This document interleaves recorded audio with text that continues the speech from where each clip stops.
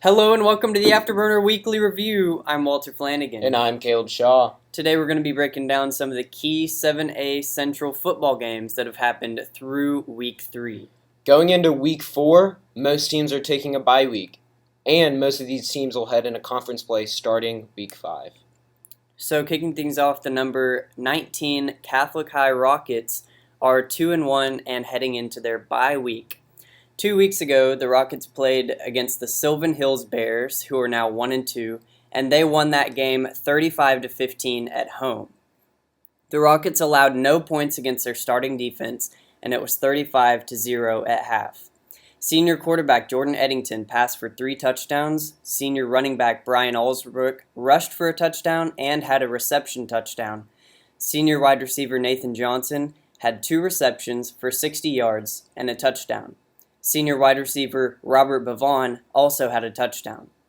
There was horrible punting and punt coverage by the Sylvan Hills Bears. Rockets had great field position for the entire game past the 50-yard line. There were 2 touchdowns and a 2-point conversion given up for the second string, and the Rockets have been working on closing the skill gap between the starters and the second string on defense. So last week, the Rockets played the Jacksonville Titans, who are now 0-2. The Rockets won 41-0. Jacksonville, in total this season, has scored 8 points and given up 76 points. Catholic was dominant on both sides of the ball. Last year against Jacksonville, Catholic won 42-0 in Week 2. Jacksonville this week had 3 turnovers. They had 2 fumbles and 1 interception. Oh, Mr. Shaw, I heard you also had a fumble recovery in that game. Yep, that's correct. Catholic had 1 turnover, and it was a fumble. And they gave up 7 penalties for 48 yards. They were playing kind of sloppy, and the coaches are talking about more discipline going into conference play against these tougher teams. The Rockets had 2 rushing touchdowns, down from 4 last year, and they are more pass-heavy. They had 403 total yards offense, 221 passing, 182 rushing. Senior quarterback Jordan Eddington went 16 for 23 for 213 yards. He had 1 passing touchdown and 2 rushing touchdowns. Senior running back Brian Alsbrook had 97 yards for 1 touchdown. Junior wide receiver Brooks O'Shea had 1 touchdown for 97 yards. Senior wide receiver Robert Vaughn had 7 receptions for 67 yards. Senior wide receiver Nathan Johnson had 4 receptions for 45 yards. And senior offensive lineman Colton Counts had 1 reception for 8 yards. In total, the Catholic Rockets have scored 89 points and allowed 33 points. And you see with all those receptions, they're obviously moving to a more pass-heavy team. Coming up are the number 12 Cabot Panthers, who are 2-0. Last week they played El Dorado at home and won 35-14. El Dorado is now 1-2. Cabot has switched coaches this year and switched from their traditional bone tee offense to more of a spread. Cabot has scored 78 points and given up 33 points for the season so far. Next up for Cabot are the Benton Panthers, who are 0-2. Benton has scored 34 points and allowed 75.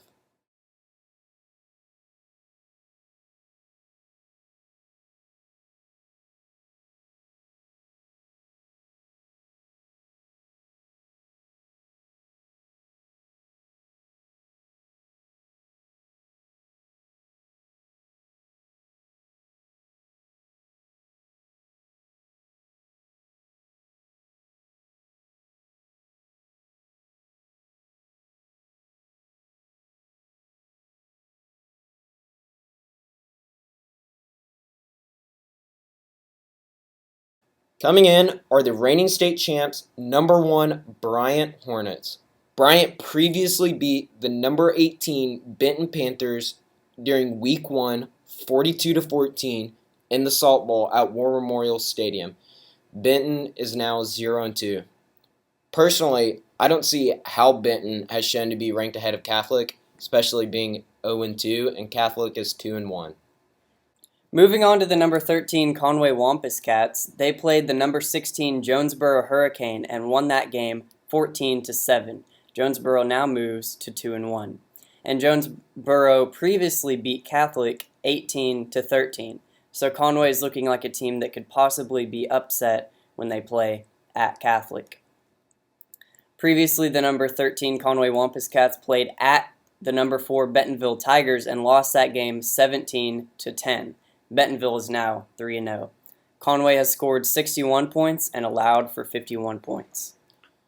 Coming in are the reigning state champs, number 1 Bryant Hornets. Bryant previously beat the number 18 Benton Panthers during week 1, 42-14 in the Salt Bowl at War Memorial Stadium. Benton is now 0-2. Personally, I don't see how Benton has shown to be ranked ahead of Catholic, especially being 0-2, and Catholic is 2-1. Bryant beat the number 11 Bentonville West Wolverines 38-0 at home. The Wolverines are now 1-1. The Wolverines are not looking great this season. They didn't have any turnovers, but still no major offensive plays. Bryant's looking good, especially defensively. Bryant has scored 80 points total in the season and allowed 14 points.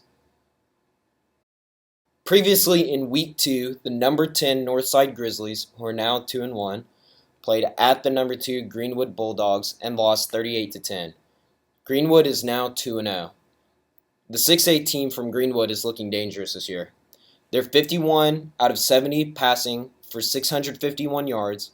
They have 7 passing touchdowns. Their QB rating is 134.9. Their defense has 142 total tackles, 5 sacks, and they've scored 82 points and only allowed 24. Northside this past week in Week 3 recently beat the number 22 Van Buren Pointers 44-6 at home. Van Buren is now 2-1. Northside in total has scored 90 points and allowed 51. Previously in Week 2, the number 21 Southside Mavericks, who are now 0-2, lost to the number 11 Bentonville West Wolverines 37-13. The Wolverines are now 1-1. Southside also lost to the number 2 Greenwood Bulldogs last week, 44-14. Greenwood is now 2-0. Southside has scored 27 points and allowed for 81. And this team is not looking good offensively or defensively. If you just compare how Bentonville West did against Southside versus how they got blown out against Bryant, you can see that disparity in talent for two teams that are in the Central Conference. Coming in are the number 5 North Little Rock Wildcats, who are 1-3. During Week 1, they won a neutral site game versus the Washington Hornets in Bentonville. They won that game 19-0. The Hornets are a 1-2 team out of Tulsa, Oklahoma. They have scored 39 points in the season and allowed 50 points. They are ranked 16th in the state of Oklahoma. During Week 2, the Wildcats lost to the Whitehaven Tigers 23-0 at home. Whitehaven is a 3-1 team out of Memphis. They have scored 110 points during the season and only allowed 24 points. They are ranked 5th in the state of Tennessee. Most recently, the North Little Rock Wildcats lost a neutral site game in Shreveport, Louisiana against the Catholic Baton Rouge Bears, 24-17. The Bears are a 3-0 team out of Baton Rouge, Louisiana, who have scored 110 points and allowed for 41 points. They're ranked 2nd in Louisiana. North Little Rock in total this season has allowed 71 points and scored 53 points themselves. I wouldn't sleep on North Little Rock even with that 1-3 record. They are playing really tough out-of-state competition, and they're getting a lot of experience. And they are my pick to win the state title at this point in time. It's still a little early in the season for my pick. I think I'll wait until next week to make a pick, especially after the Fayetteville and Bryant game, which is going to be a shootout between the two teams. Coming in are the number 20 Central Tigers, who are 3-0. During Week 1, they previously beat the West Memphis Blue Devils 24-18. West Memphis is now 1-1. During Week 2, the Central Tigers beat Rogers Heritage 62-0. The War Eagles from Rogers are 0-2. Most recently, the Rogers Mountaineers played Central at home, and the Tigers won 42-25. Rogers is now 0-2. Central has scored 128 points and allowed 43. The Tigers have had a lot of offense, but their competition has been pretty easy. So to preview the 7A Central games that are happening this week in Week 4, again, a lot of teams are taking bye weeks, but we do have the number 18 Benton Panthers, who are 0-2, playing at the number 12 Cabot Panthers, who are 2-0.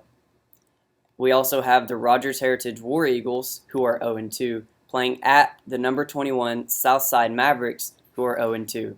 This should be a litmus test for Southside. If they don't roll against the Rogers Heritage War Eagles, you have a lot of concerns there, especially being 0-2 to start the season. The big game this week are the number 1 Bryant Hornets, who are 2-0, playing the number 3 Fayetteville Bulldogs, who are 1-1. This is the best team in the West versus the best team in the Central. Should be a shootout, should be a good game. So here's a brief recap of the Arkansas high school football top 25 rankings. At number 1 is Bryant, they are 2-0. Number 2 is Greenwood, they are also 2-0. Number 3, Fayetteville, 1-1. Number 4, Bentonville, 3-0. Number 5, North Little Rock, 1-2. Number 6, Arkadelphia, 3-0. Number 7, Little Rock Christian Academy, 2-0. Number 8, Pulaski Academy, 1-1. Number 9, Harrison, 3-0. Number 10, Fort Smith Northside, 2-1. Number 11, Bentonville West, 1-2. And number 12, Cabot, 2-0. At number 13, we have Conway, who is 2-1. Number 14 is Shiloh Christian, who are 2-0. Number 15 is Harbor, who is 1-1. Number 16 is Jonesboro, who are 2-1. Number 17 is Searcy, who are 3-0. Number 18 is Benton, who is 0-2. Number 19 is Catholic, who is 2-1. Number 20 is Central, who are 3-0. Number 21 is Fort Smith Southside, who are 0-2. At number 22 is Van Buren, who is 2-1. Number 23 is Fordyce, who are 2-0. Number 24 is Clarksville, who are 3-0. And number 25 is Morrilton, who are 2-1. This Friday, the Rockets have a bye week, but our next game is against Cabot at home at War Memorial Stadium. Go Rockets!